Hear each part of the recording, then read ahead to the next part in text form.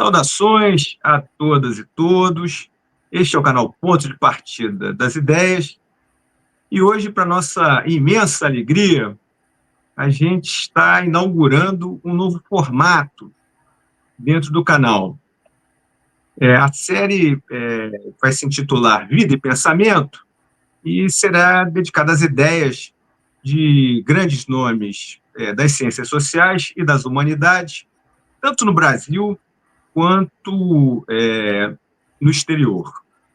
Mas antes de ingressar propriamente na nossa programação de hoje, eu queria dar dois avisos para vocês. O primeiro é que nós estamos criando um grupo de WhatsApp, né? Esse grupo de WhatsApp, você vai poder ter acesso a ele através do QR Code que está na nossa descrição acima. É uma maneira fácil, você consegue fazer essa interação conosco. Nesse grupo vão circular artigos, vão circular vídeos, vão circular links de canais próximos a nós, e como a gente procura fazer, quer dizer, tornar cada vez mais próxima a relação de quem nos assiste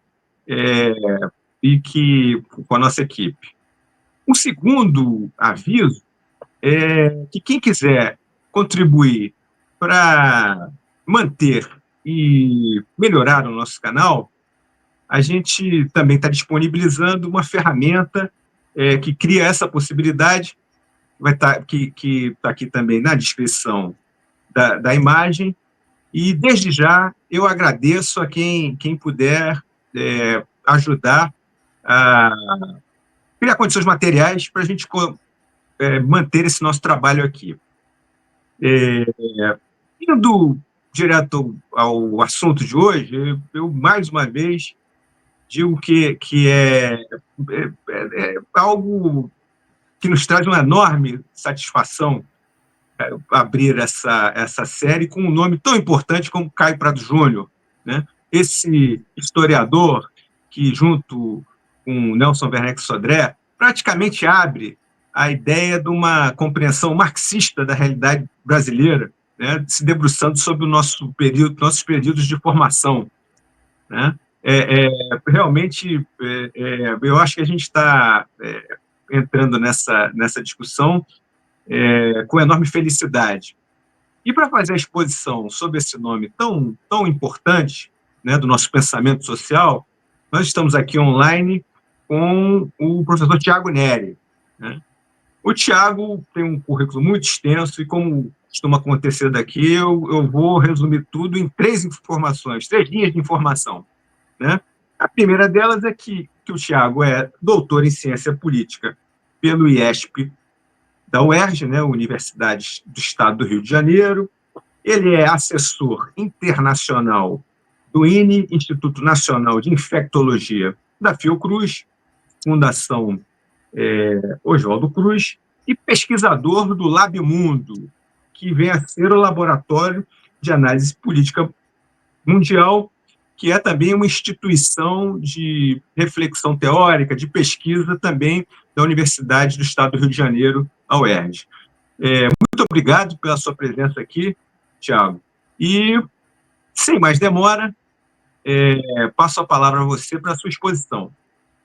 Muito obrigado, Marcelo. Boa noite a todos e todas que nos escutam pelo canal. É uma honra estar novamente aqui no canal com você, né, e com quem nos assiste e ouve. Bom, eu vou fazer aqui, gente, uma breve exposição sobre a vida, né, e duas obras de Caio Prado Júnior, que eu vou destacar ao final da minha apresentação. Caio Prado Júnior nasceu em 11 de fevereiro de 1907, uma das famílias tradicionais de São Paulo, mais tradicionais de São Paulo, ligada à alta aristocracia cafeeira. Ao longo da sua trajetória, ele tornou-se um dos mais importantes intérpretes do Brasil, a utilizar de maneira original o materialismo histórico para interpretar a realidade brasileira, o sentido da colonização e os desafios do desenvolvimento brasileiro. Além de geógrafo e historiador, ele foi responsável por esboçar uma verdadeira economia política do Brasil. Ao longo de seus 83 anos de vida, além de sua destacada atividade intelectual, Caio Prado foi membro do Partido Comunista do Brasil, o PCB, deputado estadual pelo PCB e editor, importante editor no Brasil. Entre as suas obras mais conhecidas, que eu vou comentar ao final, destacam-se Formação do Brasil Contemporâneo, publicada em 1942, e A Revolução Brasileira, publicada em 1966, e que gerou para ele, né, o prêmio Juca Pato, de intelectual do ano, que ele recebeu em 1967. Anos de formação e relação do Caio Prado com o PCB. Ainda jovem, Caio Prado assistiu à Semana de Arte Moderna em 1922, o ano de fundação do Partido Comunista do Brasil. Desde cedo demonstrou predileção pelas coisas brasileiras, o que desencadearia seu desejo de interpretar a realidade do Brasil antes mesmo de qualquer contato com o marxismo. Entre 24 e 28, formou-se pela Faculdade de Direito do Largo de São Francisco, em São Paulo, da USP, o que seria a USP em 34. No final desta década, ingressou no Partido Democrático, agremiação que encarnava os ímpetos mudancistas da dissidência oligárquica paulista. Caio Prado apoiou a Revolução de 30, mas desiludiu-se rapidamente, rompendo com o Partido Democrático e Vargas. Suas inquietações não cabiam no leito estreito da política oligárquica e sua dissidência, encarnada no Partido Democrático. Em 31, filiou-se ao PCB. No ano seguinte, recusou-se a apoiar a Revolução Constitucionalista de 1932, por entender que a mesma contrariava os poucos avanços trazidos, na sua visão, pela Revolução de 30. Com a fundação da USP em 1934, Caio Prado matriculou-se em Geografia e História na Faculdade de Filosofia, Ciências e Letras. Ainda neste ano de 34, contribuiu para a fundação da Associação dos Geógrafos Brasileiros, a AGB. Seu interesse por geografia seria imprescindível para sua posterior obra como historiador. Em 1935, ingressou na Aliança Nacional Libertadora, ANL, sendo vice-presidente dessa organização em São Paulo. Preso entre 1935 e 1937, saiu da cadeia para o exílio na França, onde atuou em manifestações de solidariedade à Espanha republicana e no auxílio aos refugiados da Guerra Civil Espanhola, que foi de 36 a 39. Além de ligar-se ao Partido Comunista Francês, o PCF, assistiu a aulas na Sorbonne, né, nesse período do exílio na França. Da primeira geração de comunistas, Caio Prado foi um dos poucos que se manteve fiel ao partido, produzindo ao mesmo tempo uma obra original. Sempre que suas práticas políticas chegaram próximo da ruptura, refugiou-se na disciplina partidária. A opção pelo comunismo fez com que Caio Prado sacrificasse sua vida pessoal em nome dos seus ideais. Ele expôs a si e a sua família à execração pública. Foi constantemente vigiado pelos órgãos de repressão. Sofreu prisões arbitrárias em 3 ocasiões, 35, 1948 e 1970. E viu-se obrigado a se exilar, tanto nos anos 30, durante a ditadura do Estado Novo, quanto na ditadura militar de 1964. A atuação parlamentar de Caio Prado. Em 1945, o PCB foi legalizado. Foi uma curta legalização, de 45 a 47. Apesar de suas divergências com a Comissão Nacional de Organização Provisória do partido e das críticas a Prestes, né, Caio Prado aceitou as decisões da maioria, o que lhe valeu a candidatura parlamentar, a deputado estadual pelo estado de São Paulo. Candidato a deputado estadual nas eleições de janeiro de 1947, recebeu o apoio de importantes intelectuais, como Monteiro Lobato. Politicamente, sua atuação parlamentar foi marcada por um mergulho na discussão cotidiana dos problemas concretos da população. Como deputado, mobilizou amplamente seu saber econômico, histórico e jurídico a favor da democracia econômica e do progresso social. Na Assembleia Legislativa Paulista, integrou a Comissão Especial de Constituição, apresentando estudos sérios e embasados sobre a questão tributária. Entre suas propostas, destacavam-se a defesa da progressividade tributária e a criação de uma fundação para o apoio à pesquisa científica.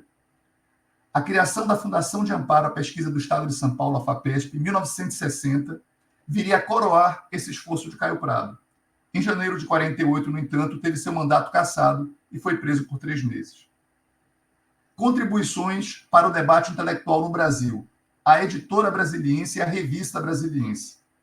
Em 1943, Caio Prado fundou a Editora Brasiliense, o empreendimento que teve como sócio, além do seu pai, Leandro Dupré, a escritora Maria José Dupré, autora de Éramos Seis, Hermes Lima e Monteiro Lobato. Foi também dono da gráfica Urupês, que seria incendiada em 1966, 2 anos após o golpe de 64. Em 1955, Caio Prado criou a revista Brasiliense, que se tornaria a mais importante publicação da esquerda brasileira por quase uma década. A revista Brasiliense buscou criar um espaço político de discussão para as ideias de esquerda, dialogando com a intelectualidade progressista da imprensa, dos partidos e da universidade, da academia. As posições da revista Brasiliense e do PCB eram bastante divergentes. Se o partido chegou a apoiar os governos JK, Juscelino Kubitschek e João Goulart, a revista Brasiliense os atacou duramente. A revista seria editada ininterruptamente durante 9 anos, entre 55 e 1964. A última edição foi apreendida e destruída pela polícia quando estava na gráfica Urupês, logo após o golpe militar de 64. Assim, chegou ao fim essa importante publicação. Caio Prado apoiou desde jovens pesquisadores e militantes políticos, como Carlos Nelson Coutinho e Clóvis Moura, até renomados estudiosos acadêmicos nacionais e estrangeiros. Ele tinha admiradores em todas as partes do mundo e nunca se furtou a ajudar quem o procurasse. No entanto, sua opção de vida o privou de cátedras e trabalhos acadêmicos formais. No ano de 1954, candidatou-se à cátedra de Economia Política da Faculdade de Direito da USP, com a tese Diretrizes para uma Política Econômica Brasileira.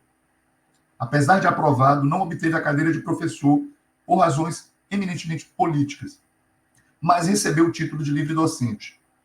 Em 1968, animado por Sérgio Buarque de Holanda, Caio Prado escreveu História e Desenvolvimento, tese feita para concorrer à Cátedra de História do Brasil da USP, recentemente publicado pela editora Boitempo, reeditada pela editora Boitempo. No entanto, o concurso foi cancelado por razões políticas, lembrando que 1968 é o ano do golpe dentro do golpe, é o ano do ato institucional número 5. Marxismo original de Caio Prado, a América Latina e o Brasil.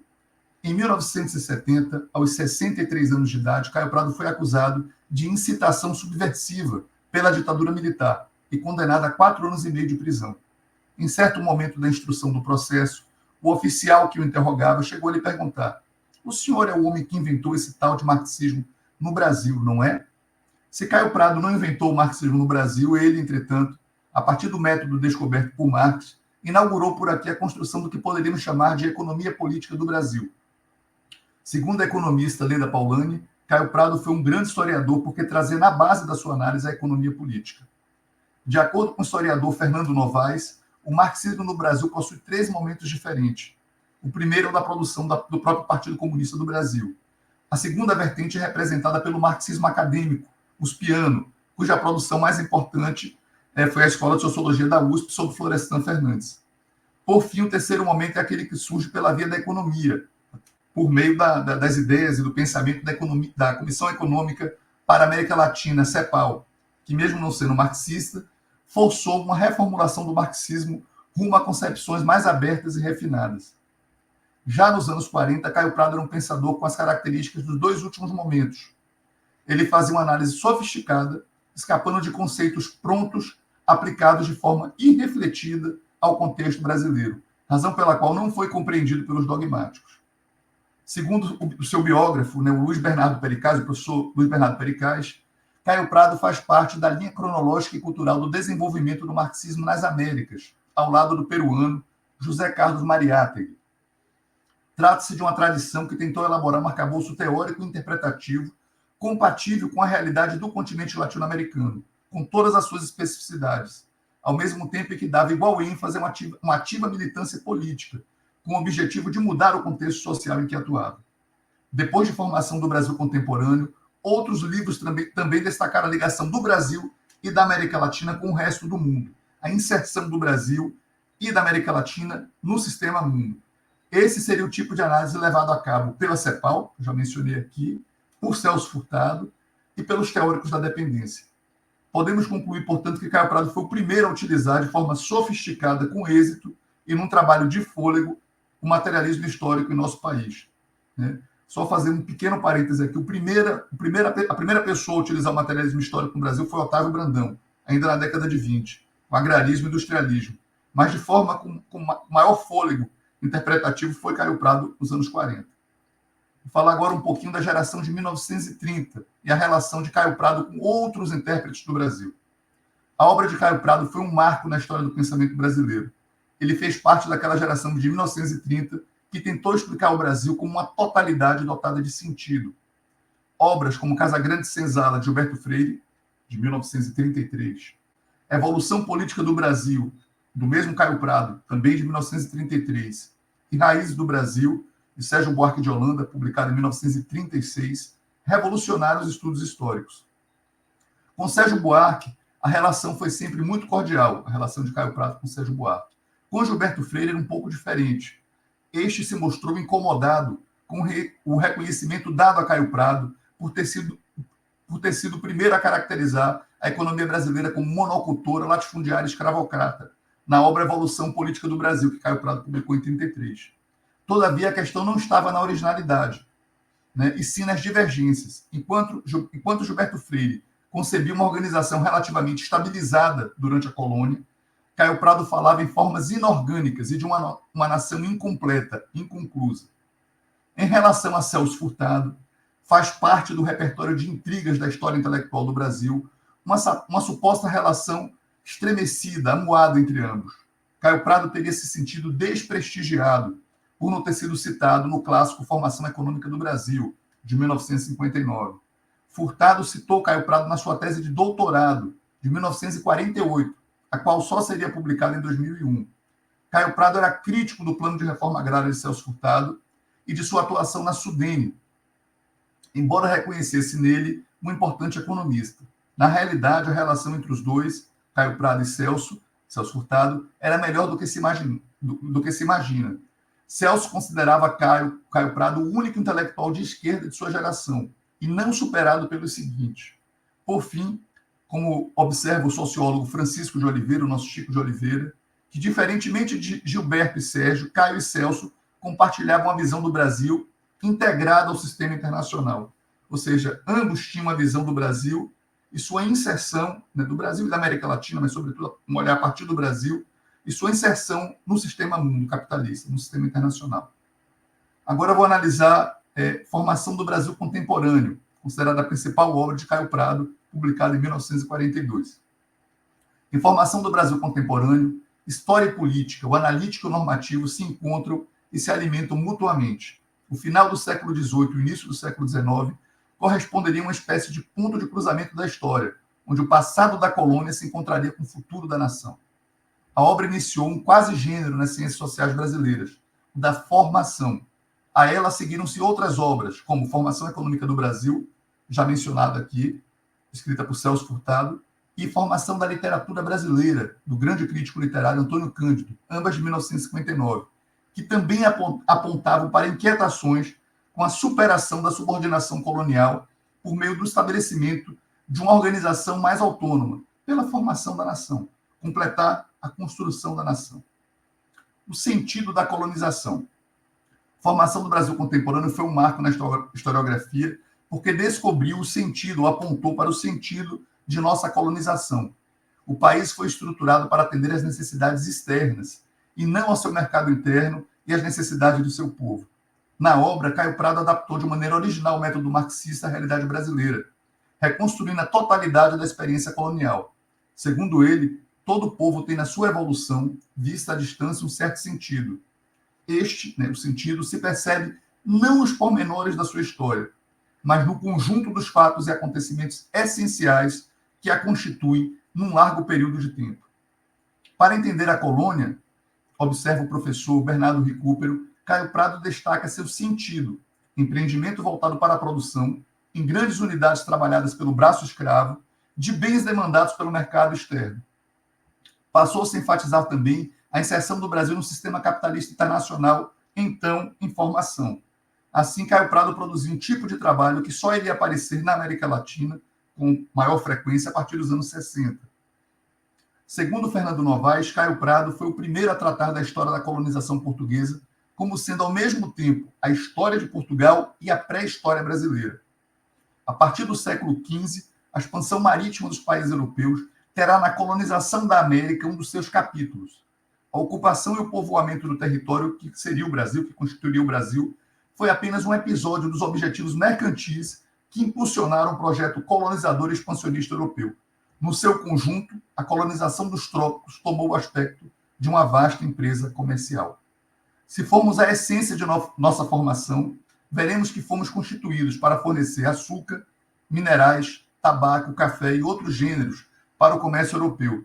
Foi com tal objetivo exterior, voltado para fora do país e sem atenção a considerações que não fossem o interesse daquele comércio, que se organizarão a sociedade e a economia brasileira. Segundo Caio Prado, esse seria o verdadeiro sentido da colonização tropical, que explicará os elementos fundamentais da formação econômica, política e social do Brasil. Desde o início da colonização, os setores orgânico e inorgânico, que Caio Prado descreve nessa obra, estiveram juntos, numa unidade contraditória. Segundo o historiador da USP, Lincoln Seco, a tragédia da sociedade brasileira em formação era que o único setor organizado na colônia era a escravidão. O que escapava ao sentido da colonização, segundo o próprio Caio Prado, está na obra dele isso, era inorgânico. As atividades dirigidas ao mercado interno, como a agricultura de subsistência, a pecuária e outras atividades de difícil classificação. Os pobres e os miseráveis pertenciam a esse setor inorgânico, marcado pela instabilidade e incoerência, tendendo à desagregação social. Apesar dos impasses e das contradições, Caio Prado acreditava que o setor inorgânico e seus desclassificados teriam um papel decisivo na superação da colônia e na transformação do Brasil numa nação. Passo agora para a análise da obra A Revolução Brasileira, publicada em 1966, que deu a Caio Prado, né, o prêmio de intelectual do ano, o prêmio Juca Pato de intelectual do ano em 67. Esta obra é, ao mesmo tempo, uma análise das razões que levaram à derrota da esquerda e ao golpe de 64, e um acerto de contas com o seu partido, o PCB, sobretudo em relação à concepção de história predominante no partido. O livro fez com que Caio Prado deixasse de ser apenas um comunista politicamente marginal no interior do partido para se situar no centro de uma polêmica sobre as razões da derrota da esquerda naquele período. A Revolução Brasileira dialoga com Introdução à Revolução Brasileira, de Nelson Werneck Sodré, de 1958. O essencial das teses contidas na obra de Caio Prado sobre o caráter capitalista do Brasil negava as explicações dualistas da época, que opunham um Brasil feudal e do latifúndio ao Brasil capitalista e da burguesia nacional. Mas essa crítica, que introduzia a história brasileira no âmbito do sistema internacional e definia a lógica interna da economia de acordo com fatores exógenos, já estava presente em outros livros de Caio Prado, como Formação do Brasil Contemporâneo e História Econômica do Brasil. Para Caio Prado, a teoria da Revolução Brasileira deveria ser expressão da conjuntura econômica, social e política do momento, e não de especulações abstratas inspiradas em modelos a priorísticos fora e acima dos fatos concretos da realidade brasileira. A teoria marxista da Revolução Brasileira foi formulada em seus traços gerais na década de 20.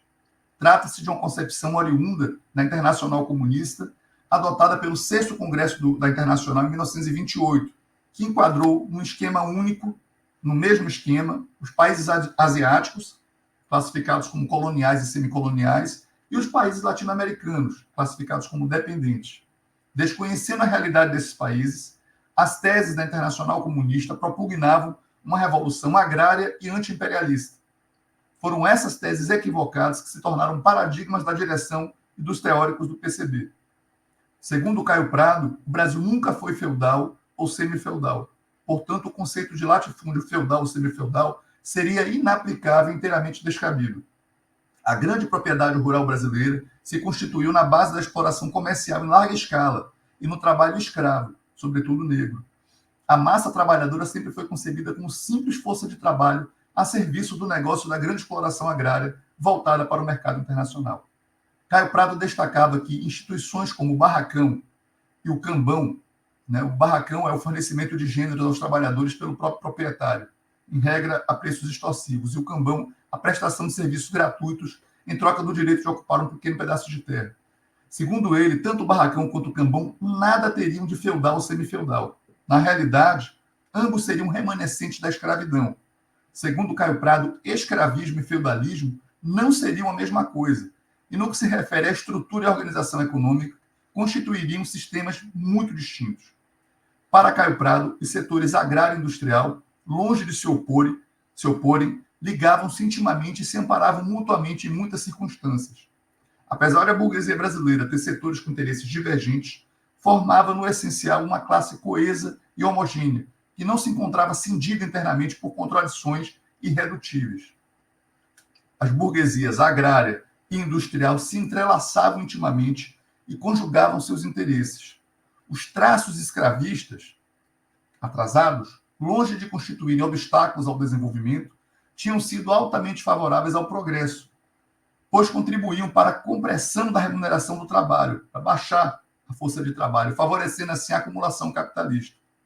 Como afirma o sociólogo Francisco de Oliveira, o Chico de Oliveira, na sua importante obra, né, Crítica à Razão Dualista, publicada em 72, as pistas da articulação entre os setores atrasados e modernos já estavam na obra de Caio Prado.